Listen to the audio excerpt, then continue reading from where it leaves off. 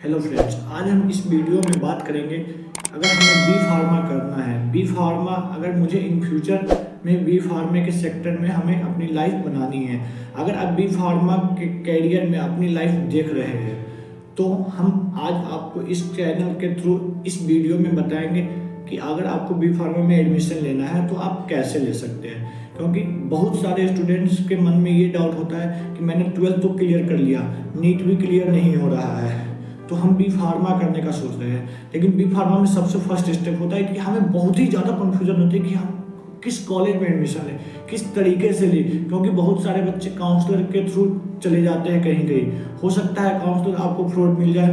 तो इसीलिए मैं आपको बहुत ही अच्छा तरीका बताऊंगा, बहुत ही आसान तरीके से बताऊंगा कि आप इजीली हमारे बताए के अनुसार आप एडमिशन ले सकते हैं। तो चलिए इस वीडियो को स्टार्ट करते हैं और बताते हैं। सबसे फर्स्ट स्टेप होता है कि बी फार्मा के थ्रू किसी कॉलेज, किसी यूनिवर्सिटी या किसी स्टेट गवर्नमेंट कॉलेज में किस तरीके से एडमिशन ले सकते हैं। तो मेनली 3 तरीका होता है। एक तो आप इंट्रांस एग्जाम दे के जा सकते हैं, सेकेंड मेरिट बेस्ड एडमिशन होता है, third and last direct admission होता है। यानी हम 3 तरीके से टोटल एडमिशन कॉलेज में ले सकते हैं। तो सबसे हम पहले बात करते हैं इंट्रांस बेस्ड। इंट्रांस बेस्ड के लिए क्या होता है, हर स्टेट अपने कॉलेज में एडमिशन के लिए बी फार्म में हर सब्जेक्ट में हर कोर्स के लिए एडमिशन के लिए इंट्रांस दिया जाता है।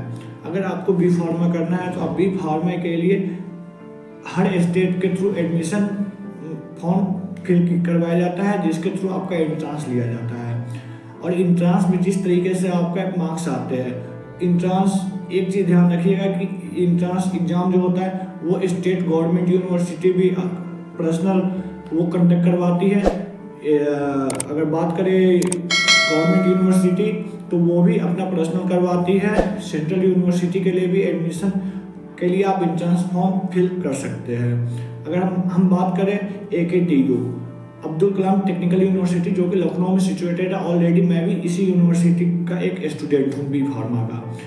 तो मैं 2020 तक की बात करूँ तो ये एक गवर्नमेंट एग्जाम कंडक्ट करती थी। ये गवर्नमेंट यूनिवर्सिटी भी है और ये एग्जाम कंडक्ट करती थी जो कि इंट्रांस एग्जाम होता था, वो था 2020 तक था एक UPSCE। तो उसके थ्रू एडमिशन होता था बी फार्मा में। लेकिन 2021 में इसे चेंज करके यूपी सेट के थ्रू एग्जाम के थ्रू आपका एडमिशन बी फार्मा में होता था।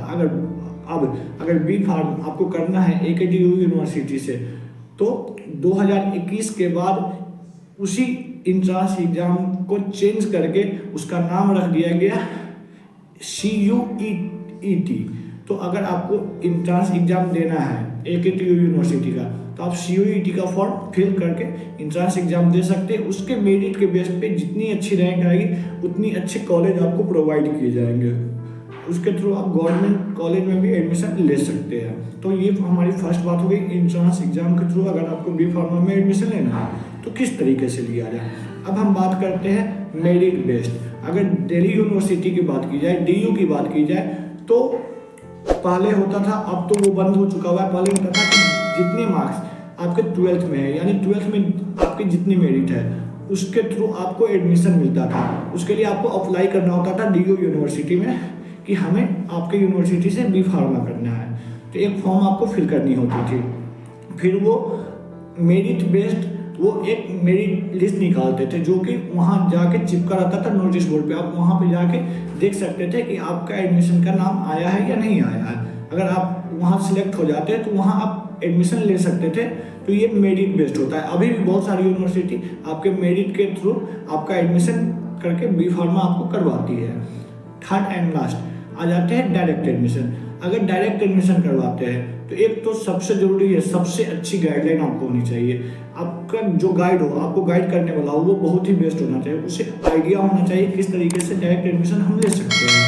हाँ, तो इन चीज़ों का ध्यान रखें कि कोई भी फ्रॉड आदमी के साथ ना पड़े और खुद से एनालाइज करें। खुद से सबसे अच्छी होती है कि आप थोड़ा सा पैसे खर्च होंगे बेशक, क्योंकि ज़्यादा फ्रॉड होने से अच्छा है कि हम काउंसलर को पैसे दें। इससे अच्छा है कि हम क्यों ना बहुत सारे कॉलेज विजिट कर लें। जो कॉलेज आपको अच्छा लगता है तो आप उसमें जाए और ट्राई करें। अगर उसको वो कॉलेज, वो यूनिवर्सिटी अगर डायरेक्ट एडमिशन लेती होगी तो वो आपको अलाउ कर देगी कि आप इस कॉलेज में या इस मेरे यूनिवर्सिटी में आप डायरेक्ट एडमिशन ले सकते हैं।